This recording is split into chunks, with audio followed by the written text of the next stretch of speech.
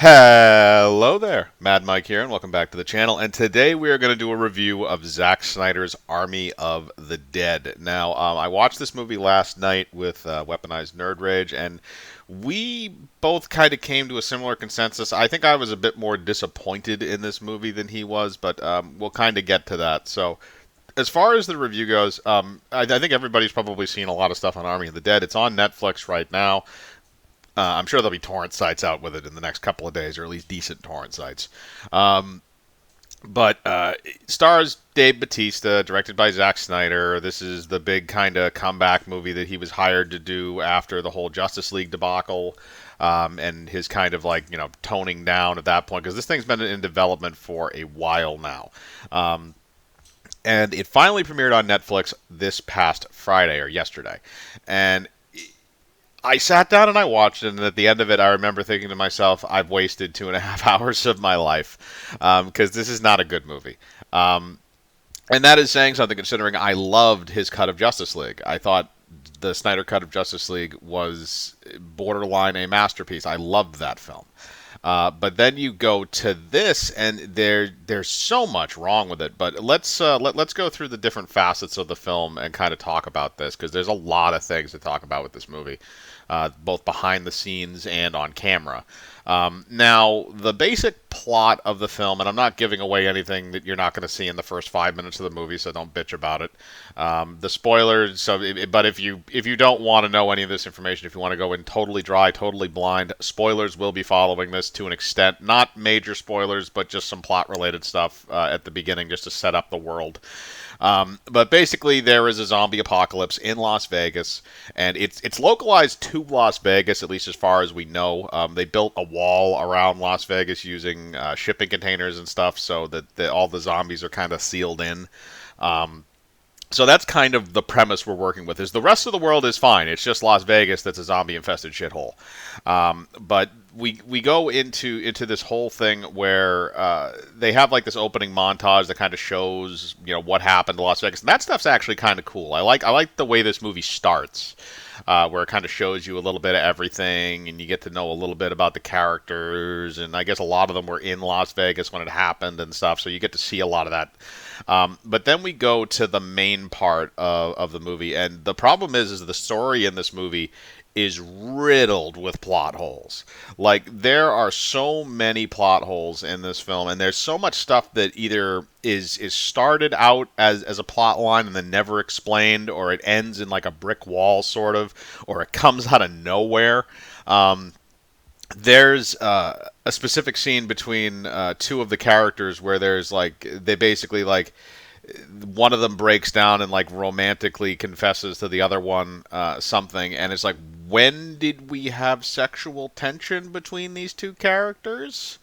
The whole conversation feels like there should have been like 3 or 4 conversations earlier in the movie that led up to this point, and it never did.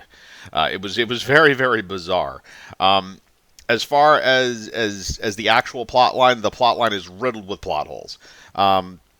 But then you go to the acting. Now, the acting is, oh god, the acting in this movie is fucking terrible from like at least 3/4 of the people that are in it. Most of them are really, really annoying, or they're really, really stupid. Like one of the people that's on Dave Bautista's team is like a Logan Paul or Jake Paul-esque YouTuber who like runs into like the suburban areas of Las Vegas and shoots zombies for views on YouTube. And it's like, first of all, you would never be able to get away with that on fucking YouTube. Second of all, it's stupid. I mean, he comes in with like a gold-plated AK-47. It's like, no, don't do this. Don't make this stupid.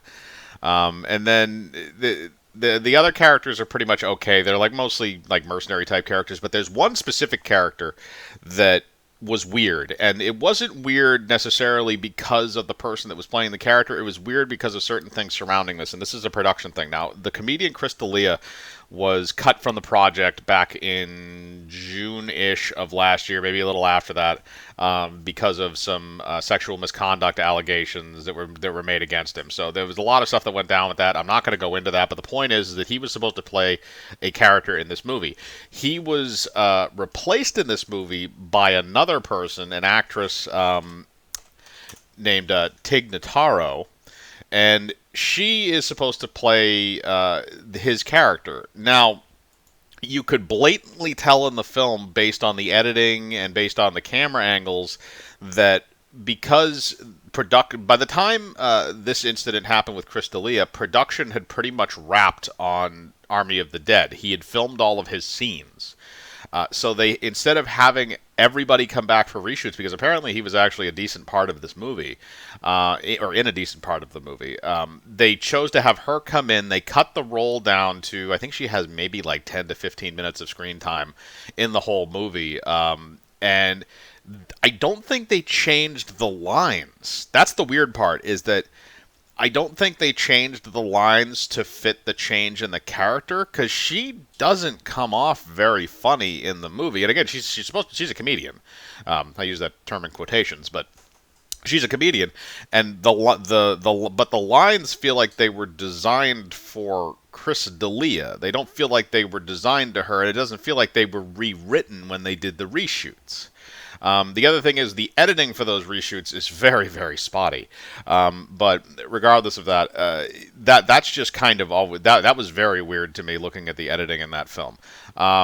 So the acting was not that great. The two better actors are probably I think a lot of people have seen from the advertisements. There's a German guy who's basically, he's the safe cracker. He's the guy that's going to get him in to steal all the money and stuff. And then there's another one of the mercenary characters who's this big jacked up black guy, and they get along really well. I like their interactions. It's funny, they have a good back and forth between each other, but a lot of the other characters are either very cookie cutter, or they just don't have any character at all. They're just there to be an archetype and or cannon fodder. We were able to predict on multiple occasions where each one of their character arcs was going to end and what was going to happen to them. And that brings up this other point. Dave Bautista and the actress that plays his daughter. The daughter is written to be a vile, stupid bitch who just needs to get told, no, you're staying here. You're not coming in with me to a zombie apocalypse. It's a ridiculous character, and stupid motivations, stupid lines. I hated her character. The whole movie, I just wanted to see her get bumped off, along with probably like the other half of the cast. But the acting was not good. The story is full of plot holes. The only things that this movie really has going for it are the special effects are actually fairly good. I liked a lot of the special effects in this movie. The CGI was really good. The CGI tiger was actually really awesome. That was probably my favorite part of the movie, was seeing that thing and seeing it do its business, let's put it that way. So that was really entertaining, but then you also had the whole thing with the practical effects with the zombies and stuff like that. I really like that because it calls back to when Zack Snyder was doing Dawn of the Dead, the remake he did in 2004. So I really did like the designs and stuff for the zombies, though. That was all really, really cool, and I like the set design and stuff like that, the way that they kind of frame things and all that. It was interesting. I liked that, but everything else that's surrounding it is horrible. And then there's, I'm not gonna get into spoilers on this, because I think we're gonna be doing a stream about this tomorrow night, probably on Web's channel. So if that comes to fruition, then we'll go really deep into spoilers and stuff like that. I'm just trying to give my basic thoughts on the film. But I like the special effects. I like some of the things they went for, because there are different types of zombies in the movie, which is something you don't really see a whole lot in regular theatrical films. It's usually relegated a lot to zombie video games and things in other genres. But they did go into a realm of, there's the Shamblers, and then there's other stuff, and then there's this and that. So that part of it was kind of interesting, where you have the multiple types of zombies, but they never really go anywhere with it. That's the problem, is that they go very minimally into it. Like, there's only a couple types of zombies, instead of like, there's these ones and these ones and these ones. That would be kind of interesting to expand on if you had something further in this universe that was maybe written a little bit better. And then the other thing is that after you get past the special effects and the set design and stuff like that, the fight scenes and stuff, the choreography, I will say this, as shocking as it is, it does get boring watching people dome zombies for 2.5 hours. It does eventually get boring. It's not the action in it. starts off really crisp and really fresh, but the thing is, it's something that we've seen before in other movies. It's not anything that I wasn't expecting. Let's put it that way. I wasn't blown away by anything other than maybe the zombie tiger, because that was pretty interesting. But it's one of those movies that just it doesn't. The other thing is too is that I haven't gotten into this. This movie is 2.5 hours long. You should not make a 2.5 hour long zombie movie. If you want to make a mini series or a television series or do something like that and make the runtime of that whole thing would be very long, like Walking Dead or something, that's fine. But as for a zombie movie, like 2 hours should be your max, because this movie dragged. Especially the middle section of this movie, it dragged. And it dragged because of unnecessary plot lines. It dragged because of the various side characters that we didn't give a fuck about initially anyway. It dragged because they have this very kind of convoluted plot line that has all these different twists and turns, and half of them end in dead ends. And it's when you watch the movie, you'll understand, because the more I thought about this movie after watching it, the more plot holes I was able to find in my brain. Like, this thing has like plot holes like a piece of cheese. Like they're fucking everywhere. And the problem is that they tried to get too complex with the idea for this movie. Is when they tell you the premise, it's a bunch of guys breaking into a casino in Las Vegas during a zombie apocalypse. That's a great premise.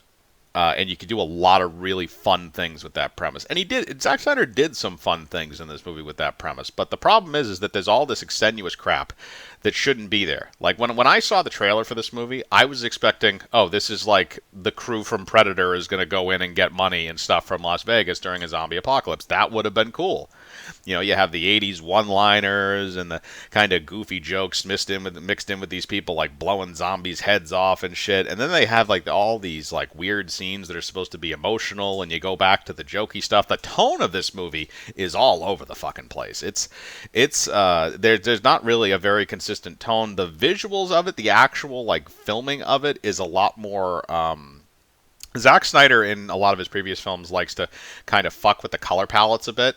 Either dulling them up or brightening them up or changing certain aspects like contrast and stuff depending on what's going on. This is a very flat movie in terms of the color palette. It's not really, there's not a lot of like playing around with the visuals in this. It's all very kind of real and semi-gritty, I guess. Which I don't think is necessarily a bad thing, but it definitely it feels a little bit less visually interesting than some of his other films. So, like I said, there's a lot going on with this. If we go into spoiler talks tomorrow night, I'll explain a lot more of this, but I don't want to go too far into spoilers given that the movie just came out yesterday. But when everything was said and done, I actually gave this movie about a 4 out of 5, but I think I might actually lower that after talking about it and thinking about it. I think this is probably about, not a 4 out of 5, a 4 out of 10. I think this is going to be about a 3 out of 10. This movie was not good. This movie was and again, the more I think about it, the worse I think of this film. And the other thing is, if you watch it, you will understand what I'm talking about when you see those plot lines just come out of nowhere and plot lines just end abruptly. And it could be because there was a bunch of stuff cut out of this film, like Justice League, although I don't think so, given Netflix, because Zack Snyder was just coming off of something like that, so it doesn't really make sense why you would then have that exact same issue going into a Netflix project, something that's directly going to streaming. It could have had something to do with budgetary issues, because, again, they had to do that whole thing where they had to refilm the scenes that Chris D'Elia was in. Overall, I would say it's a 3 out of 10. I'd say if you're a Snyder fan, maybe give it a watch because you like his work, but even then, it doesn't even really feel like a lot of his older work, except for maybe Dawn of the Dead in certain aspects. And again, maybe not the best aspects, but some of them. So if you're a Snyder fan, I'd say give it a watch. If you're a zombie movie fan, I'd say maybe give it a watch just to see if you like it.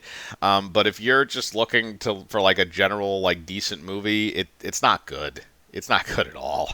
But that's just kind of my opinion on it. I know I'm going to piss off the Snyder fan people with this one, but look, objectively, it's not a good film. But those are my thoughts. I want to know what yours are. Put your thoughts in the comments below. I want to know what you're thinking. Hit the bell for notifications, hit the like button, subscribe, and remember, I live my life free of compromise. Do you?